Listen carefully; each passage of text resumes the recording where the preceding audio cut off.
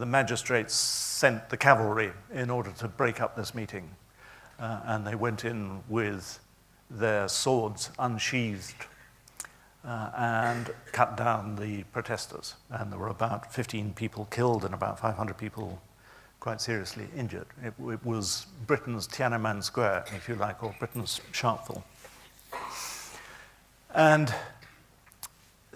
the importance of that event in British journalism was who got to tell the story about it, because the fear amongst the people who were in the crowd that day was that the magistrates would tell the story, because in those days, the people who had the money and who had the power also got to tell the story.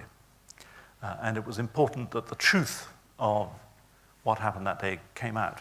And it did through a couple of remarkable acts of journalism. The Times correspondent there was locked up, so they took care of him so that he couldn't tell the story.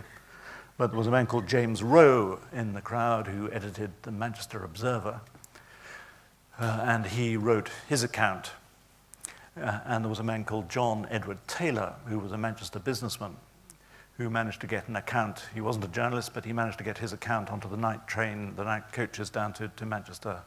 And a couple of days later, the account appeared in London. So that there was a true account of what happened.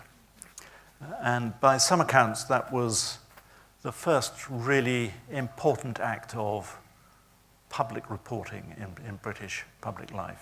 The crucial importance of a verified, accurate account of events before the government propaganda kicked in.